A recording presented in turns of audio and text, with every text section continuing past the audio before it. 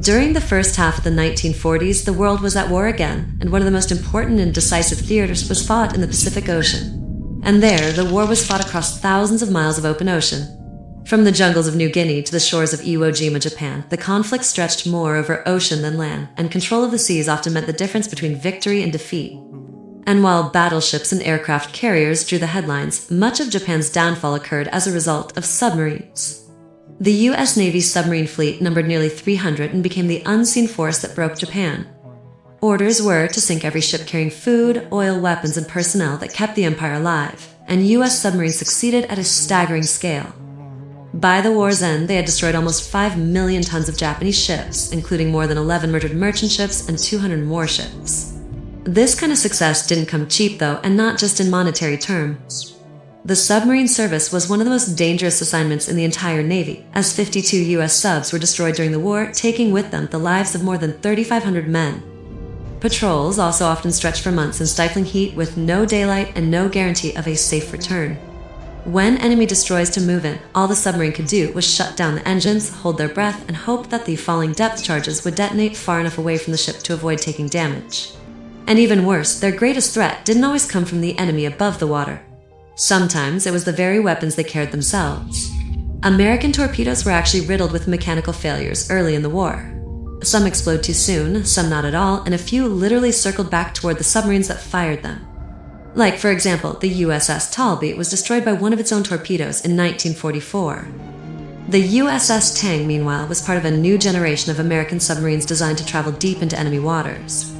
It was sleek, tough, and it was built for long patrols and carried 24 torpedoes at a time. It stretched just over 300 feet or 91 meters from bow to stern and was powered by a diesel-electric system. This allowed it to travel at 20 knots on the surface. It was something known as a Baleo-class sub, which were the workhorses of the Pacific Fleet. It was captained by Lieutenant Commander Richard H. O'Kane, who was a veteran of submarine warfare and had a reputation as one of the sharpest officers in the fleet. Life aboard the Tang, though, as with other submarines, was hard. The ship could carry around 90 men, and they basically lived elbow to elbow in narrow compartments with machinery constantly running and no real division between work and rest. The smell of diesel fuel, sweat, and steel was ever present, but morale on board was surprisingly high. The crewmen trusted their commander, their submarine, and one another, which was an important part of the Tang's success. Under Richard's command, the Tang went on to earn 2 Presidential Unit citations and become one of the most decorated submarines of the war. And it all began with its first patrol in January of 1944. Like every new submarine, the Tang and its crew had some proof. A typical patrol in the Pacific lasted around 2 months, depending on how long fuel and torpedoes held out. Each patrol meant sailing thousands of miles from base to stalk enemy convoys and hoping you could strike first and disappear beneath the waves before the escort ships would then find you. And success was measured in ships sunk and tonnage destroyed, and the Tang quickly became prolific in those categories. On that first patrol, the Tang went on an astonishing run, sinking 5 enemy ships and scoring hits, 2/3 of the torpedoes it fired. Richard's aggressive tactics worked, and the results spoke for themselves. Almost overnight, the Tang had joined the ranks of the Navy's most effective submarines. Their second patrol was less eventful, but it showed another side of Richard's leadership. While assigned to essentially lifeguard duty in the heavily defended island of Truk near Micronesia, the Tang spent weeks waiting to rescue American aviators whose planes had been shot down over the ocean. This would end up being a huge success, and by the time the Tang returned to port, the crew had pulled 22 pilots out of the water who would have otherwise been lost to sea. It was the Tang's third patrol, however, that cemented its legacy. Operating in the East China Sea and the Yellow Sea, it tore through Japanese shipping lanes. Complete convoys were burned, tankers, half, and massive freighters were burned in minutes. On a single June day alone, the Tang destroyed 4 vessels, a feat few submarines could ever claim. And by the time the patrol ended, Richard and his crew had sunk 10 ships, totaling more than 39,000 tons of enemy shipping. Later that summer in 1944, the Tang was operating right off Japan's coast during its 4th patrol in territory most submarines considered a death trap. The waters there were shallow and heavily patrolled by sonar-equipped escort ships. On August 11th, the Tang came across a small convoy with 2 freighters and escort ships where Richard lined up his attack and launched 3 torpedoes at the larger ship and 2 at another. One of those torpedoes struck the big freighter's boiler room, triggering a massive explosion. The Tang then dove as Japanese escorts closed in and endured 38 tense minutes of depth charges before safely creeping back up to periscope depth to witness the devastation it had caused. By the fall of 1944, the Tang had already accomplished more in a short time in service than most submarines managed the entire war. The amount of tonnage sunk was a record, and it turned Richard into something of a legend among submarine captains. Still, this provided the tank with little security, even as dominant as it was, and the next patrol would push the crew and their commander into some of the most dangerous waters in the Pacific. After a quick refit and resupply, the Tang left Pearl Harbor on September 24, 1944 for its fifth patrol. Its destination was the narrow Formosa Strait between Taiwan and China, which was yet another area that was feared among the submarine service. This was because Japanese destroyers knew the area well, and it was especially shallow, less than 200 feet or 61 meters in many places. A depth charge in deeper water might rattle a ship, but being in the vicinity of one in the form of a strait could literally tear a boat apart. Several weeks later, starting on October 10th, the Tang launched a series of devastating attacks on Japanese convoys. On the night of October 23rd, it surfaced in the middle of a massive third ship convoy and fired torpedoes in rapid succession. This would result in the sinking of 13 ships, which is a record single attack total in submarine warfare. And despite the chaos and near collisions with enemy ships, the Tang skipped unscathed. Then the next night it struck again to sink 2 more freighters before disappearing back beneath the waves.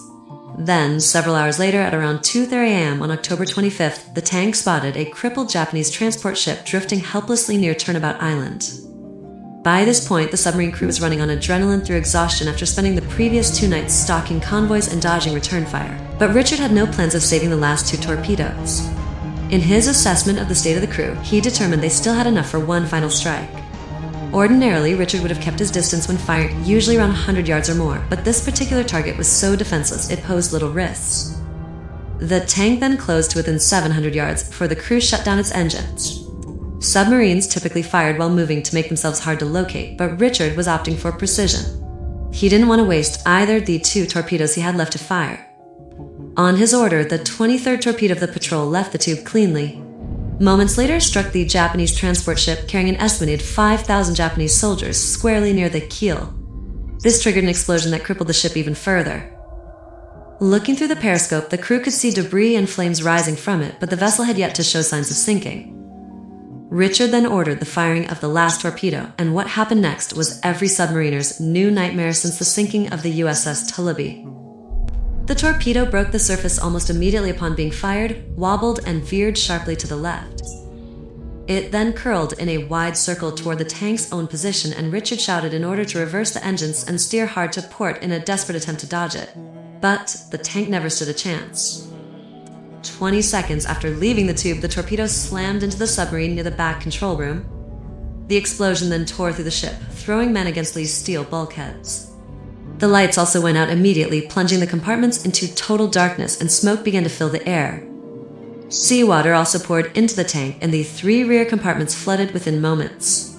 In the badly damaged control room, chaos broke out as the men tried to regain their bearings after being tossed around like rag dolls. Several of them suffered broken limbs at the moment of the explosion, and those stationed in the submarine's conning tower were hurled down the ladder as the ship moved violently beneath them. One of these men even broke his back in the fall, and another snapped his neck. Despite the injuries, though, a few of the others in the control room managed to seal off the hatches to slow the flooding, but one rear hatch wouldn't fully close and water kept rushing in. As this was going on, the tank began sinking fast, and soon its stern impacted the seabells, bow angled upward at nearly 45 degrees. The depth gauges showed 180 feet or 55 meters, which was shallow by submarine standards, but deep enough to make escape nearly impossible.